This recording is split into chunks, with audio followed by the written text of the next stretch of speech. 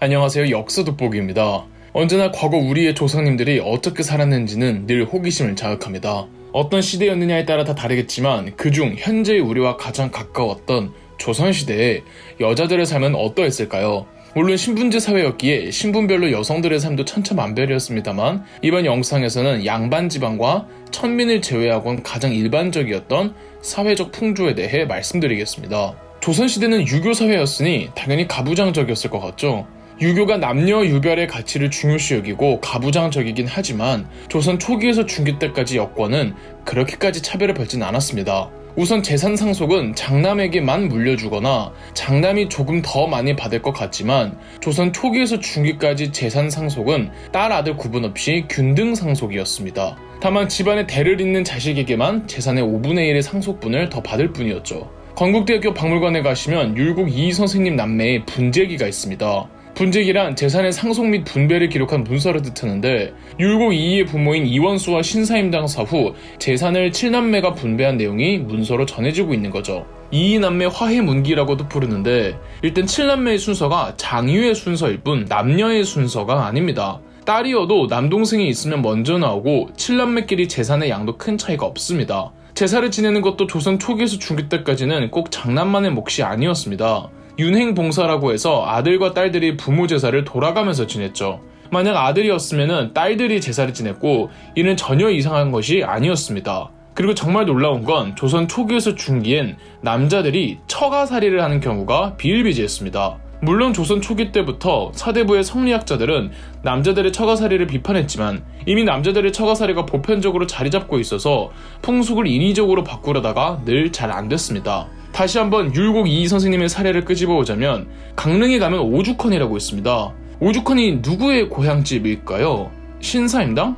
율곡 이희? 정답은 둘 다입니다. 오죽헌은 신사임당에 태어난 곳이자 율곡 이희가 태어난 곳입니다. 그 뜻은 신사임당이 남편 이원수와 혼인한 이후 남편 이원수가 신사임당의 집에 살았다는 뜻이 되겠죠. 그리고 조선시대는 물론 고려시대도 그랬지만 일부 일처제가 원칙이었습니다. 그렇다고 조선 초기에서 중기에 아무런 여성 차별이 없었느냐 하면 그렇다고 말하기도 힘들죠. 유교를 떠나서 전근대 자체가 가부장적인 모습이 있으니까요. 일부 일처제가 원칙이긴 했으나 축첩이라고 첩을 두는 건 허용이 됐습니다. 왕으로 비유하자면 후궁이겠죠? 그리고 유교에서 사회가 늘 그렇듯 이 정실 부인과 첩 사이 구분은 매우 엄했습니다. 그래서 조선시대에는 고부 갈등만 있는 게 아니라 처첩 갈등도 있을 정도였습니다.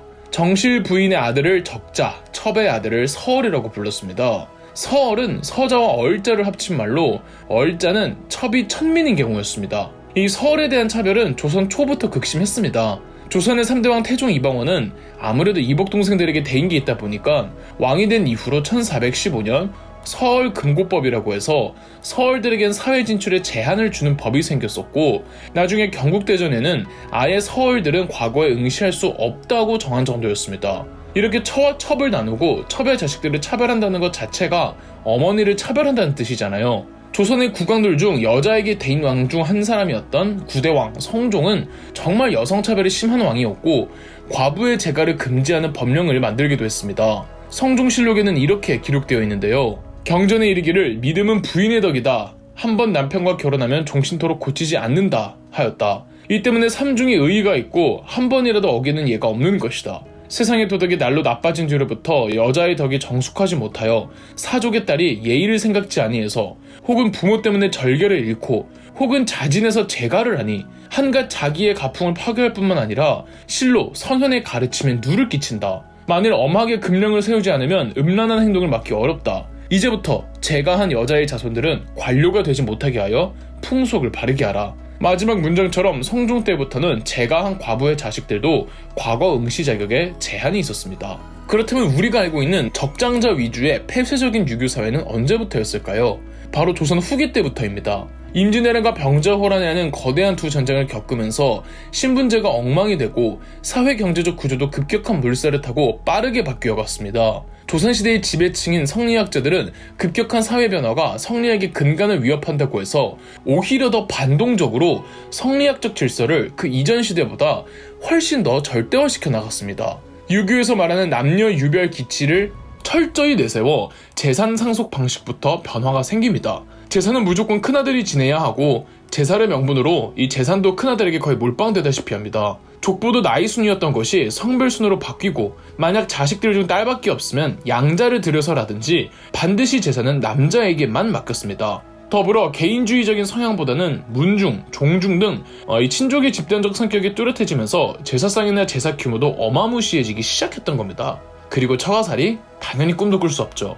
여자가 남편의 집에 시집오르는 친형제도가 보편화됩니다. 조선 전기에서 중기 때의 처가살이와 조선 후기 친형제도의 차이는 우리 전통 한옥의 구조에서도 나타나는데요. 처가살이를 했던 조선 전중기 한옥에는 사랑채와 안채의 구분이 없었습니다. 친형제도가 보편화되면서 남녀의 방을 구분하며 남자의 방을 사랑채, 여자의 방을 안채라고 불렀죠. 이는 남녀에게 서로 다른 뚜렷한 역할을 확실히 구분짓기 위함이었습니다. 그리고 제사를 앞두고 여자를 가까이 하면 안 된다는 이상한 낭설로 인해 남녀의 방을 따로 두어 재개할 수 있도록 한 겁니다. 이런 사회적 풍속은 그 어떤 시대 때보다 보수적이었던 성리학자들이 타협 없는 성리학적 원리를 억지로 사회 질서에 끼워 맞추며 극단적으로 밀고 나갔기 때문입니다. 그럼 실제 여성의 사례를 보자면 신사임당과 허난설원을 한번 비교해보고자 합니다. 먼저 신사임당은 강릉에서 유력 가문에서 태어났습니다. 어려서부터 암기력이 남달라 유학 경전에 통달했고 무엇보다 시, 그림 등 예술적 소양이 뛰어나 신사임당의 아버지가 감탄했다고 합니다. 어떤 사람은 신사임당의 그림을 보고 안견의 뒤를 이을 수 있는 유일한 사람이라고까지 평했다고 합니다. 참고로 안견은 몽유도원도를 그린 한국의 4대 화가 중 한 사람입니다. 신사임당의 재능을 알아본 신사임당의 아버지는 너무 고관대작 가문의 남자와 결혼하면 오히려 무시당할까봐 신사임당을 적어도 가문으로는 무시하지 못하도록 그렇게까지 명문 가문은 아니었던 이원수와 혼인을 시킵니다. 더불어 충분히 딸 신사임당의 재능을 존중해줄 수 있는 남자인지를 따졌죠. 앞에서 말씀드렸던 대로 이원수가 강릉에 있는 신사임당의 집에서 처가살이를 하다가 나중에 이원수가 있는 파주와 강릉을 오갔다고 합니다. 신사임당과 시어머니의 사이도 나름 나쁘지 않았다고 하고요. 신사임당은 결코 수동적인 여성은 아니었습니다. 남편 이원수가 우유부단한 성격이었는데 그럴 때마다 이원수를 다그쳤다고 합니다. 그리고 당시 통용된 축첩제였다지만 남편이 첩을 들이는 것을 몹시 싫어했고 죽으면서도 남편에게 절대 재혼하지 말라고 그것이 유교의 덕목이라며 강조했다고도 하죠. 신사임당은 주체적인 여성예술가였지만 한국 역사상 가장 보수적이었던 조선 후기 유교적 이데올로기를 강화하기 위해 여성들에게 현모양처의 여성상을 요구했고 그 일환으로 신사임당은 현모양처의 상징으로 소비되었습니다. 그리고 대한민국 산업화 시대에는 누구나 산업 역군의 일원으로 참여시키기 위해 여성 어머니들에게는 자녀와 남편을 키우고 내조하는 역할을 요구하며 신사임당의 업적을 율곡이의를 낳고 키운 어머니로만 프레임이 강조되었죠. 허난설원은 신사임당과 또 다른데요.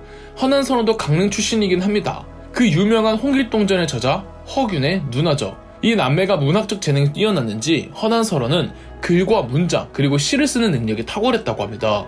다만 신사임당은 그 재능을 나름 존중받은 반면 허난설원의 재능은 철저히 무시당했습니다. 결혼 전에는 가족으로부터 총망만의 딸이었으나 혼인 후 허난설원은 암흑의 결혼 생활을 합니다. 이원수와 신사임당의 사이가 나중에 이원수가 첩을 들이면서부터 악화되었지만 허난설원과 그녀의 남편 김성립 사이에 비하면 애교 수준이었죠. 남편 김성립과 시어머니는 여자가 재능이 남자보다 뛰어나다며 구박하게 일쑤였고 김성립은 기생집만 드나들었습니다. 그래서 혼인 후 허난설원의 작품은 자조적이고 부정적인 작품들이 많습니다. 김성립의 친구들이 허난설원의 작품을 읽고 감탄하자 이마저도 김성립은 열등감에 노발대발 화를 냈었다고 합니다. 재능을 갖고도 재능을 펼쳐볼 수 없는 사회구조를 원망하던 허난설원은 조선을 답답한 소천지라고 격하하며 이런 소천지에서 여자로 태어나 하필 저런 남편을 만났는가 라며 한탄했고 이런 조선에 자기 작품을 남기고 싶지 않다며 죽기 전 동생 허균에게 자신의 작품을 모조리 불태워버려 달라고 했답니다. 그리고 27살이라는 어린 나이로 스트레스 때문에 사망하죠. 이 누나의 재능이 아까웠던 남동생 허균은 누나의 작품들을 태우지 않고 책으로 엮었는데 당연하게도 아무도 읽어주지 않자 허균은 임진왜란 원군으로 조선에 있던 명나라 장수에게 보여주었고 감탄한 이 명나라 장수가 귀국 후 난설원집이란 이름으로 출간을 했는데 대박 히트를 친 겁니다. 중국에서 엄청난 히트를 치고 나서야 조선으로 역수입되었죠. 아무리 조선 초중기에서 여권이 그렇게 낮진 않았더라도 그럼에도 유교적 전근대 사회에서는 한계가 있었던 거죠. 그럼 역사 돋보기였습니다. 영상 재미있으셨다면 구독과 좋아요, 알림 설정까지 해주시면 감사드리겠습니다.